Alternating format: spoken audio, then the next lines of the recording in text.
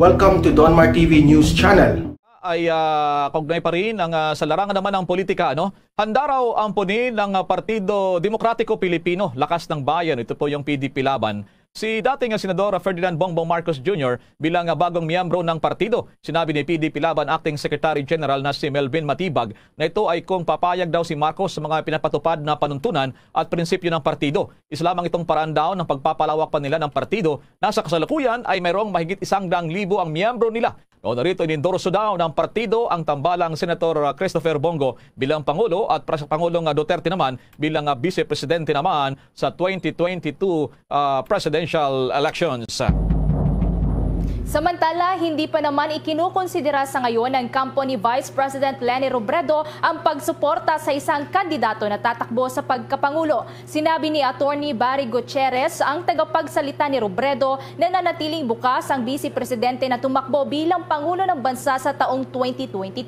Sa ngayon ay hindi pa nila maaaring suportahan si Senator Panfilo Lacson kapag tumakbo ito sa pagkapangulo. Naniniwala kasi si Gutierrez na sa mga susunod na araw ay magdedesisyon na si Robredo na tumakbo sa pagkapangulo. Nauna rito, inalok ni Lacson si Robredo ng pagkakaisa kung saan iisa lamang sa kanila ang tatakbong pangulo sa 2022 elections. Oo, dapat sinisisi sa iba yan. Hindi mo kasalanan yun.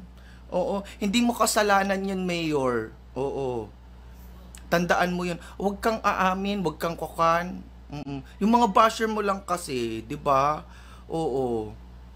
Tsaka si Mayor, di ba, kahit i-bash yan, bakla, nakakatuwa si Mayor, kahit i-bash mo yan, hindi ka ipapatawag.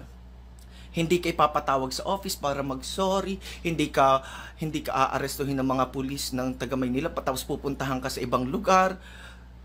Di ba? Hindi siya diktador. Oo, hindi po diktador ang si Yorme, napakabuti ng taong yan talaga. Hindi po siya plastic. At hindi din po siya manggagamit. Oo.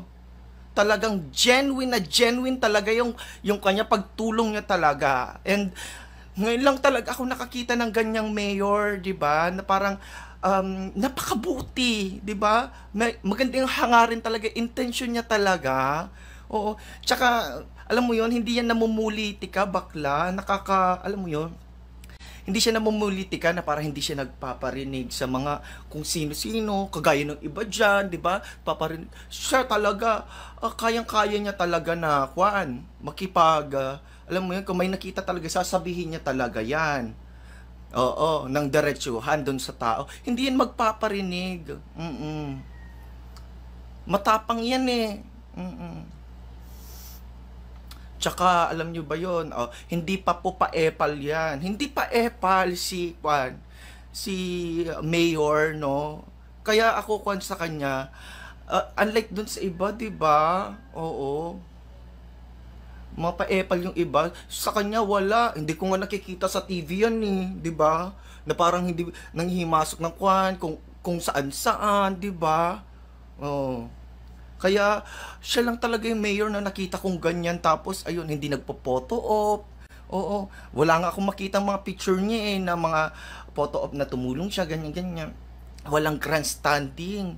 Kaya gustong-gusto ko yung mayor na yan. Tapos yun nga po hindi rin masyadong nagpapa-interview, 'di ba? Kahit artista siya, hindi siya nagpapa-interview. Tapos hindi pa yan umiiyak, hindi madrama, 'di ba? Nakakatuwa lang talaga na unlike dun sa ibang madadrama, 'di ba? Na mga mayor, hindi siya umiyak, hindi siya gumagawa ng kadramahan, ng kalungkutan, basta masaya lang, sayaw lang, ganun. O, 'di ba? Ano ba 'tong mga comment niyo?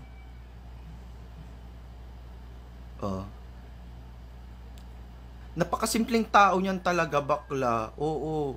Tsaka ako niyan, si Mayor Isko, hindi yan sugarol. Unlike doon sa iba, napakasugarol na kung saan inuubos yung kabayan ng bayan, yung iba, ng pasikreto. Yan, hindi po, tandaan ninyo guys to hindi po sugarol si Mayor Isko. Napakabuting tao niyan. Mas inuuna pa niya magtrabaho kaysa dyan sa mga ganyan-ganyan. Mayaman naman na siya, bakit pa siya magsusugal, di ba? Kaya ito nililinis ko lang yung pangalan niya, no? Kasi sobra kaming proud sa kanya. I'm his #1 fan at ako yung talagang tagapagtanggol niya kung aawayin niyo siya. Again, hindi siya sugarol, ha? Kayo, mga kuwang kayo, mga DDS kayo, ha? Tapos, ayun nga po, ano ba itong mga comment? Ayusin nyo, ha? Oh. Tsaka ako niyan, di ba? Napaka-friendly. Pero sa sobrang friendly niya talaga, hindi niya friend si Joma Season. Oo. Siyempre, hindi niya friend si Joma Season. Mabuti naman hindi mo friend si Joma Season. Oo. So, ayun po ha, guys ha. Mamaya magpo-post ako. Wag naman ng pasaway. Wag i-message yung pangalan ninyo dito sa messenger ko kasi nga nakakakuan naman po, mahirap naman po yung mag-copy paste ganyan. Ang ginagawa kasi namin ay kwan po ang tag dito screenshot. Oo. Ang magpe-print yung aking staff. Oh, may staff, 'di ba? Tagahawak ng dextrose. Oh, staff ko 'yun. So, yun po, maraming salamat po and God bless you always, ha? Kung yung mga bibili pala ng Lucky Charms, kung bibili kayo, message nyo lang ako, PM nyo lang ako, ha? And kung hindi lumalabas pala yung aking mga post dito, bakla, oo, i-favorite nyo ako. Yun lang, napakasimple, i-favorite nyo ako, tapos like lang kayo ng like dapat sa mga post ko and share ng share para parating lumalabas sa newsfeed nyo. Kaya hindi lumalabas, yan, nagkakaalaman talaga kung sino hindi talaga sumusuporta sa akin, nananabutahi sa akin, no. Sila yung mga hindi nagpe-favorite, sila yung mga taong hindi nagla-like at nagko-comment, nag-share. Oo, tapos magrereklamo kayo na hindi ko kita nakikita. Oh, 'di ba? Nagkakaalaman talaga. Yan tuloy, may ebidensya tuloy ako sa inyo. So, ayun po, maraming salamat. God bless you always. Mayor Isko, ingat ka parati diyan. Huwag mo nang pansinin yung mga bashers mo diyan, ha. Nandito lang po kami. Solid na solid talaga kami sa iyo, Mayor. Oo, dapat sinisisi sa iba yan. Hindi mo kasalanan 'yun. Oo, hindi mo kasalanan 'yun, Mayor. Oo. Tandaan mo yun. Huwag kang aamin, huwag kang kukan. Yung mga basher mo lang kasi, 'di ba? Oo. Tsaka si Mayor, 'di ba? Kahit i-bash 'yan, bakla. Nakakatuwa si Mayor kahit i-bash mo 'yan, hindi ka ipapatawag.